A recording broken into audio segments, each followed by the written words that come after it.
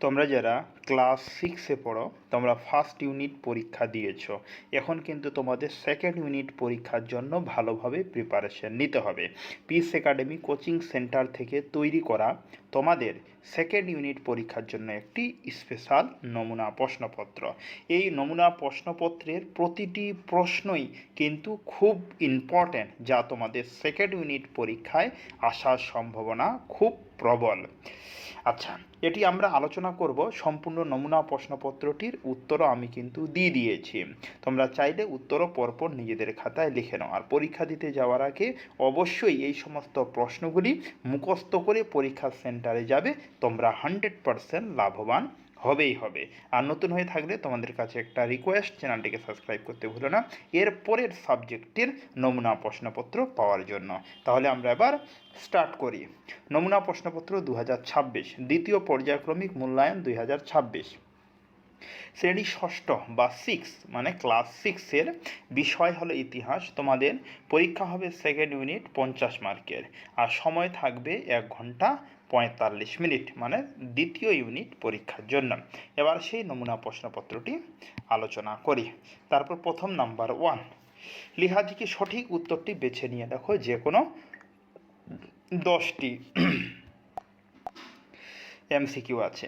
ঋগ্বেদে গোষ্ঠীর প্রধানকে বলা হয় রাজন, রাজা, মন্ত্রী না সেনাপতি? খুব গুরুত্বপূর্ণ। উত্তর হবে অপশন ক, রাজন বলা হয়। ঋগ্বেদে গোষ্ঠীর প্রধানকে কি বলা হয়? রাজন। নাম্বার 2, সমস্ত বৈদিক সাহিত্যকে কয়টি ভাগে ভাগ করা হয়? 5টি, 3টি, 4টি না 6টি? এটির উত্তর হবে 4টি। সমস্ত বৈদিক সাহিত্যকে কয়টি ভাগে ভাগ করা হয়? 4টি ভাগে ভাগ করা হয়। একটি রাজতান্ত্রিক মহাজনপদের নাম মগধ, মাগধ, মগধ, মাগধী, মাগধী? এটির উত্তর হবে মগধ, মানে অপশন খ। খুব ইম্পর্টেন্ট, স্টার দিতে পারো এই প্রশ্নটি। তারপরে নাম্বার 4, তারপরের প্রশ্ন, গৌতম বুদ্ধের জন্ম হয় শাক্য বংশে না শাক্যের বংশে না সাংক্য বংশে? এটির উত্তর হবে অপশন খ, শাক্য বংশে। গৌতম বুদ্ধ জন্মেছিলেন কোন বংশে? শাক্য বংশে। আচ্ছা, এবার তার গৌতম বুদ্ধের প্রথম নাম কি ছিল? মনে আছে? সিদ্ধার্থ। গৌতম বুদ্ধের প্রথম নাম কি? সিদ্ধার্থ। কোন গাছের তলায় তিনি তপস্যা করতেন? পিপল গাছের তলায়, যেটাকে বোধি বৃক্ষ বলা হতো। মনে রাখবে, খুব ইম্পর্টেন্ট। সকলোত্তর পথনাথ বলা হয়, মানে সকলোত্তর পথনাথ উপাধি কার? হর্ষবর্ধনে, শশাঙ্কর, চন্দ্রগুপ্তকে, প্রভাকর বর্ধনকে? উত্তর হবে হর্ষবর্ধনকে, মানে অপশন ক। তারপরে নাম্বার 6, বৈদিক সমাজে পরিবারের প্রধান ছিলেন বাবা বৃহস্পতি না রাজা বৃহস্পতি না বাবা? এটির উত্তর হবে অপশন খ, বৃহস্পতি। এটি কিন্তু তোমাদের বইয়ের অনুশীলনীতেও এই প্রশ্নটি দেওয়া আছে, খুব ইম্পর্টেন্ট। বজ্জীদের রাজধানী ছিল মগধ, বৈশালী না মথুরা? এটির উত্তর হবে অপশন খ, বৈশালী। বজ্জীদের রাজধানী ছিল বৈশালী, মানে অপশন খ। নাম্বার 8, সিদ্ধার্থ প্রায় কত বছর তপস্যা করেছিলেন? সিদ্ধার্থ কাকে বলা হয়েছে? প্রথমেই আমি কিন্তু বললাম গৌতম বুদ্ধকে। গৌতম বুদ্ধের আরেক নাম ছিল সিদ্ধার্থ।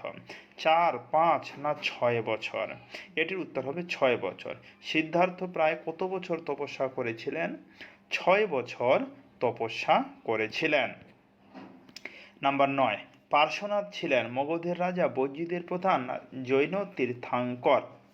এটির সঠিক উত্তর হবে অপশন গ, জৈন তীর্থঙ্কর। পার্শ্বনাথ কে ছিলেন? পার্শ্বনাথ ছিলেন জৈন তীর্থঙ্কর। তারপরের প্রশ্ন নাম্বার 10,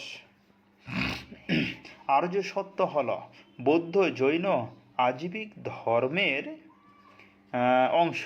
এটির উত্তর আর্য সত্য হলো অপশন ক, বৌদ্ধ। কি বললাম? আর্য সত্য কি? আর্য সত্য হলো বৌদ্ধ। নাম্বার 11, ঋগ্বেদে রাজা ছিলেন গোষ্ঠীর প্রধান, রাজ্যের প্রধান না সমাজের প্রধান? উত্তর হবে অপশন ক, গোষ্ঠীর প্রধান। ঋগ্বেদে রাজা ছিলেন গোষ্ঠীর প্রধান। এবার দেখো যে এক কথায় উত্তর দাও যে কোনো 10টি প্রশ্নই খুব গুরুত্বপূর্ণ। তোমরা অবশ্যই প্রশ্ন উত্তর সহকারে নিজেদের খাতায় লিখে নাও। আর হ্যাঁ, এখনও তোমরা যারা চ্যানেলটিকে সাবস্ক্রাইব করোনি অবশ্যই সাবস্ক্রাইব করে নাও। এরপরে আমি ভূগোল সাবজেক্টের নমুনা প্রশ্নপত্র তোমাদের দেব।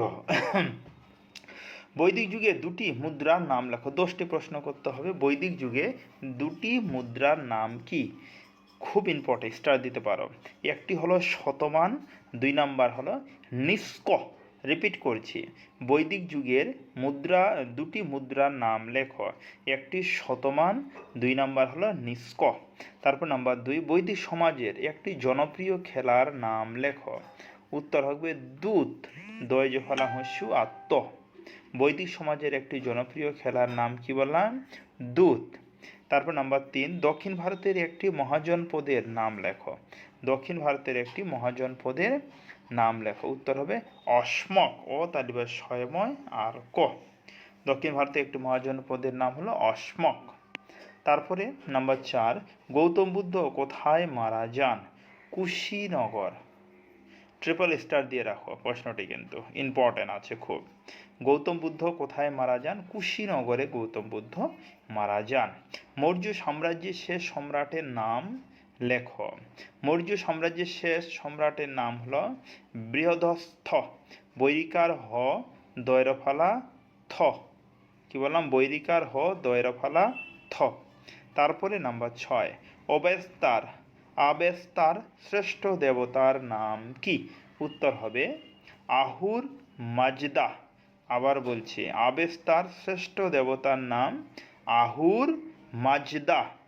নাম্বার 7 নম্বর প্রশ্ন, স্টার দিতে পারো। ঋগ্বেদে কোন পর্বতের উল্লেখ নেই? উত্তর হবে হিমালয় পর্বতে ঋগ্বেদের কোনো উল্লেখ নেই। নাম্বার 8, সুদাস কে ছিলেন? ভরত গোষ্ঠীর রাজা। ভরত গোষ্ঠীর রাজাকে বলা হয় সুদাস। সুদাস কে ছিল? ভরত গোষ্ঠীর রাজাকে বলা হতো সুদাস। রত্নিন কারা? উত্তর হবে রাজার সভাসদকে বলা হয় রত্নিন। রত্নিন কারা? রাজার সভাসদকে বলা হয় রত্নিন। নতুন কথা কিন্তু একটি। বেদের অপর নাম কি? শ্রুতি। শ্রুতি কেন বলা হয় বেদের অপর নাম? শুনে শুনে মনে রাখতে হতো, এই কারণে শুনে শুনে মনে রাখা হতো, এই জন্য শ্রুতি বলা হয়। জৈন ধর্মের প্রচারককে কি বলা হয়? তীর্থাঙ্কর বলা হয়। জৈন ধর্মের প্রচারককে কি বলা হয়? তীর্থাঙ্কর। তারপর তোমাদের এরকম একটি ছক থাকবে, বাম স্তম্ভ আর ডান স্তম্ভ। প্রথম তাহলে ভূপতি। ভূপতি হবে 6 নাম্বার, জমির মালিক। তারপর ভিন দেশের রাজা, এটির উত্তর হবে 5 নাম্বার, হিরণ্যধনকে ভিন দেশের রাজা বলা হয়। মহাভারত হবে 4 নাম্বার, মহাকাব্য। মহাভারত হবে 4 নাম্বার, মহাকাব্য। মগধের রাজধানী হবে 3 নাম্বার, রাজগৃহ। মগধের রাজধানী কি বললাম? রাজগৃহ। তারপরে ত্রিপিটক হবে 2 নাম্বার, বৌদ্ধ গ্রন্থ। ত্রিপিটক কি বললাম? 2 নাম্বার, বৌদ্ধ গ্রন্থ। নাম্বার জৈন ধর্ম, উত্তর হবে দ্বাদশ অঙ্গ। জৈন ধর্ম কি বললাম? দ্বাদশ অঙ্গ। তাহলে কই স্তম্ভ ক্ষয় স্তম্ভ ছকটি কিন্তু মিলিয়ে দিলাম। তোমরাও কিন্তু নিজেদের খাতায় লিখে নাও, আর অবশ্যই মুখস্থ করো। এখান থেকে তোমরা মাস্ট বি কমন পাবে। এবার 2 মার্কের মোট 4টি প্রশ্ন করতে হবে। একটা কথা বলি, 2 মার্কের, 3 মার্কের, 5 মার্কের, মানে 2 থেকে চালু করে বড় প্রশ্নগুলির উত্তর আমি কিন্তু ভিডিও শেষের দিকে দিয়ে দিয়েছি। চাইলে ওখান থেকে দেখে লিখে নিতে পারো। তাছাড়া বইতেও তোমরা কিন্তু পেয়ে যাবে, কিন্তু তোমাদের সুবিধার্থে আমি কিন্তু উত্তরও দিয়ে দিয়েছি। ওই জন্য তো ভিডিওটি একবার লাইক করা উচিত। যে কোনো 4টি প্রশ্নের উত্তর দাও। আলেকজান্ডার কে ছিলেন? তার সেনাপতির নাম কি? আলেকজান্ডার কে ছিলেন? তার সেনাপতির নাম কি? সেনাপতির নাম সেলুকাস। আমরা জানি কে ছিলেন, ভিডিও শেষের দিকে উত্তর পেয়ে যাবে, আমি আর বলছি না। বৌদ্ধদের প্রধান ধর্মগ্রন্থের নাম কি? এটি কোন ভাষায় রচিত? বৌদ্ধদের প্রধান ধর্মগ্রন্থের নাম ত্রিপিটক। এটি পালি ভাষায় রচিত, মনে রাখবে। আচ্ছা, বৈদিক যুগের একটি গুরুত্বপূর্ণ নদীর নাম লেখো। সপ্তসিন্ধু অঞ্চল কাকে বলে? গুরুত্বপূর্ণ সিন্ধু একটি গুরুত্বপূর্ণ নদী। আর সপ্ত সিন্ধু অঞ্চল কাকে বলে? 7টি নদী প্রবাহিত অঞ্চলকে সপ্ত সিন্ধু অঞ্চল বলা হয়। বোধিবৃক্ষ কি? যে গাছের নিচে বুদ্ধ জ্ঞান লাভ করেন সেটিকে বোধিবৃক্ষ বলা হতো। মানে এখানকার 4টি প্রশ্ন তুলে ধরা হয়েছে, 4টি প্রশ্নই কিন্তু গুরুত্বপূর্ণ। এবার 3 মার্কে দেখো, টিকা লেখো। 2টি করতে হবে, 3টি দেওয়া আছে। পঞ্চমহাব্রত, চতুরাশ্রম, ত্রিরত্ন, এই যে তিনটি আছে, তিনটি প্রশ্নই ভালোভাবে মুখস্থ করো প্রশ্ন উত্তর সহকারে। ক্লিয়ার, গুরুত্বপূর্ণ। এবার 5 মার্কের মোট আমি এখানে 3টি প্রশ্ন তুলে ধরেছি, কিন্তু 2টি প্রশ্নের উত্তর করতে হবে। 3টি প্রশ্নই তোমরা যদি মুখস্থ করো তাহলে 100% কমন পাবেই পাবে। আচ্ছা, 5 মার্কের যে কোনো 2টি প্রশ্নে বিস্তারিত উত্তর দাও। বৈদিক সমাজে জীবনযাপনের ভাগগুলি বর্ণনা করো। বুদ্ধদেব বৈজ্যীদের উন্নতির জন্য যে 7টি নিয়ম বলেছিলেন তা লেখো। বুদ্ধদেব বৈজ্যীদের উন্নতির জন্য 7টি নিয়ম, ভেরি ভেরি ইম্পর্টেন্ট। বৈদিক যুগে গুরু শিষ্যের মধ্যে সম্পর্ক আলোচনা করো। এবার আমরা 2, 3 আর 5 মার্কের প্রশ্নের উত্তরগুলি আলোচনা করব। তাহলে সম্পূর্ণ নমুনা প্রশ্নপত্রটির এবার উত্তর। তাহলে 2 মার্কের যে 1 মার্কের উত্তরগুলি তো আমি মুখে মুখে বলে দিলাম তোমাদের। এবার 2 মার্কের প্রশ্নগুলি উত্তর। তাহলে প্রথমে এটা 3 মার্কের, কত আছে এটা 3 মার্কের প্রশ্নের উত্তর। যে পঞ্চমহাব্রত 2 মার্কে তো বলে দিয়েছি কাকে বলে, ক্লিয়ার। তারপরে দেখো এই যে চতুরাশ্রম, এখান থেকে উত্তর চলতে আছে। তারপরে দেখো ত্রিরত্ন, ত্রিরত্ন উত্তর, ক্লিয়ার, বাস। এবার দেখো যে রিপিট হয়ে গেছে, এটা রিপিট চলে এসেছে। এবার নিচে যে কোনো 2টি প্রশ্নে বিস্তারিত উত্তর, মানে 5 মার্কের 2টি। ফার্স্ট প্রথম হলো কি, বৈদিক সমাজে জীবনযাপনে কয়টি ভাগ ছিল সেই ভাগগুলির বর্ণনা দাও। এই যে এখান থেকে চালু হলো পরপর 5 মার্কের উত্তর এই অবধি একদম লিখে নাও। তারপর 5-এর 2 নাম্বার প্রশ্নটা, বুদ্ধদেব বৈজ্যীদের উন্নতির জন্য যে 7টি নিয়ম বলেছিলেন তা লেখো। ট্রিপল স্টার দিতে পারো, খুব ইম্পর্টেন্ট প্রশ্ন কিন্তু এটি। ক্লিয়ার, আসার চান্স অনেক আছে তোমাদের 2nd ইউনিট পরীক্ষার জন্য। এই যে উত্তর পরপর একদম থাকতো অবধি। এবার 6-এর 3, বৈদিক যুগে গুরু শিষ্যের মধ্যে সম্পর্ক কেমন ছিল। উত্তর চলছে গুরু শিষ্যের মধ্যে সম্পর্ক কেমন ছিল। তাহলে এই ছিল তোমাদের ক্লাস 6-এর ইতিহাস 2nd ইউনিট বা 2য় পর্যায়ক্রমিক মূল্যায়নের একটি স্পেশাল নমুনা প্রশ্নপত্র। এই নমুনা প্রশ্নপত্রটি তোমাদের পরীক্ষার জন্য খুবই গুরুত্বপূর্ণ। অবশ্যই এই প্রশ্নগুলি মুখস্থ করে পরীক্ষা সেন্টারে যাবে, নিশ্চিন্তে লাভবান হবেই হবে। তাহলে আজকে অবধি, কথা হচ্ছে এরপরে ভিডিওতে। ধন্যবাদ।